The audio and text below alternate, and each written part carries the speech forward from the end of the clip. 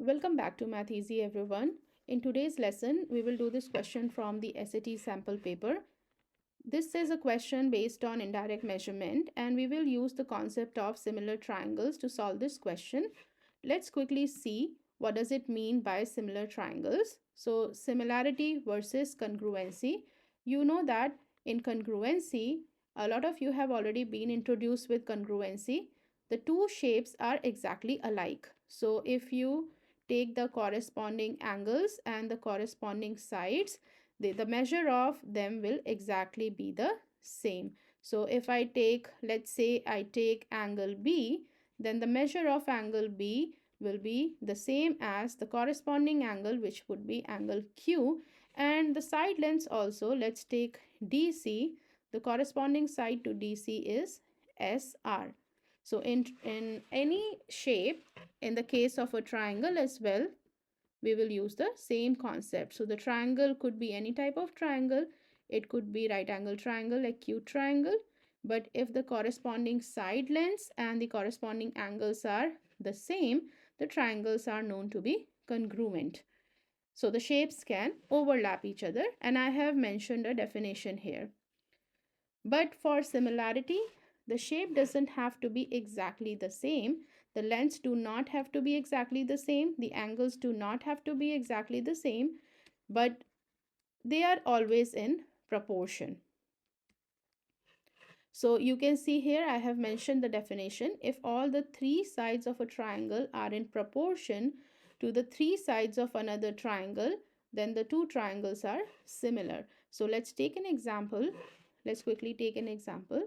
If I have two triangles, A, B, C, and a smaller triangle, PQR, for them to be congruent, all the corresponding sides and angles must exactly be the same in measure. But for these triangles to be similar, the side lengths should be just in proportion. So the corresponding size, the ratio of the corresponding sides should be the same.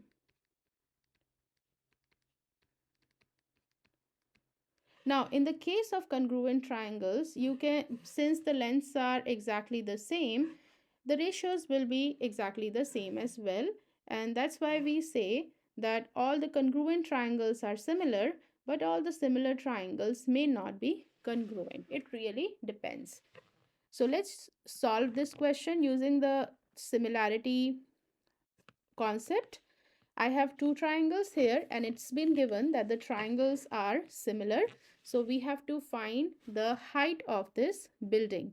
We know that, we just discussed that if the triangles are similar, then their corresponding sides are in proportion. I can assume this side to be x, and I can write down a ratio of the sides and create a proportion statement. So the corresponding sides would be height of the building and height of the person. And then in the same order, you will take the shadow of the building over the shadow of the person. And we don't need this unit here. And now I can go ahead and simply calculate the value of x. X will be 72 times 2 over 6, or x will be 6 times 12, 24 meters. You can also go ahead and check.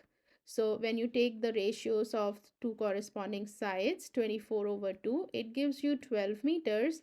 Also, if you take the ratio of the two shadows, this also gives you 12 meters. So this was a question based on indirect measurement done by using similar triangles concept. I will also share more SAT, ACT, and math competition problems with you. Don't forget to like and subscribe Math Easy, and please leave a comment for me. I'll see you later. Bye for now.